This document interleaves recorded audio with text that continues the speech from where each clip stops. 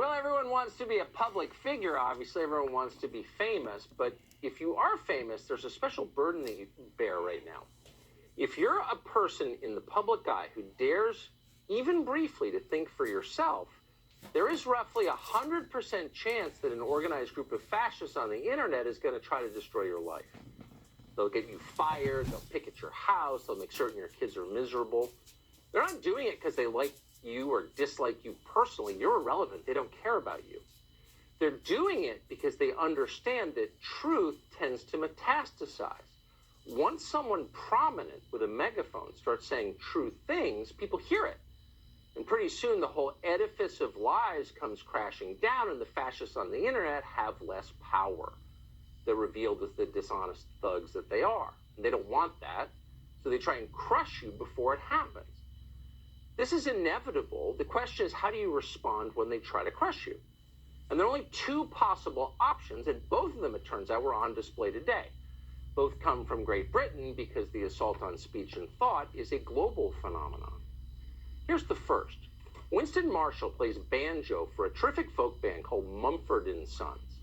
Marshall's been on the fascist radar for quite some time now. A few years ago, he said something nice about Jordan Peterson. Now, that doesn't mean that Winston Marshall is a right-winger. He probably isn't. But it does suggest he might be a free thinker, which, as we noted, is a massive threat to the fraud industrial complex. Finally, the other day, Winston Marshall went too far. He praised Andy Ngo's new book about Antifa. Ngo describes Antifa as what it is, a criminal mob. But you can't do that right now because it suggests that there might be something wrong with hurting people in order to get what you want. So they decided to destroy Winston Marshall, and today they succeeded. Marshall issued this statement over Twitter, quote, "Over the past few days, I have come to better understand the pain I caused by the book I endorsed." Obviously, he wrote this at gunpoint, but he still wrote it. Quote, "I have offended not only a lot of people I don't know, but also those closest to me, including my bandmates. And for that, I am truly sorry. As a result of my actions, liking a book, I am taking time away from the band to examine my blind spots," end quote. So Winston Marshall is leaving his job, another victory for the fascists on the internet.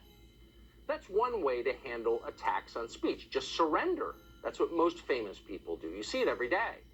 The guy who used to host The Bachelor may never work again. His crime?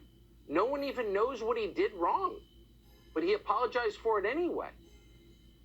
But there's another way to handle those attacks, and it comes from our friend Piers Morgan, whom we told you last night just left his job on a British morning show after failing to be sufficiently impressed by that whiny Duchess from LA complaining about how hard her life is.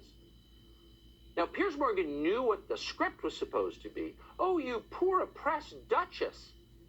But he refused to read it, so now he's unemployed. Today, Piers Morgan issued this statement, quote, "On Monday, I said I didn't believe Meghan Markle in her Oprah interview. I've had time to reflect on this opinion, and I still don't. If you did, okay. Freedom of speech is a hill I'm happy to die on. Thanks for all the love and hate. I'm off to spend more time with my opinions." So like Winston Marshall, Piers Morgan is out of a job tonight. But unlike Winston Marshall, Morgan told the truth.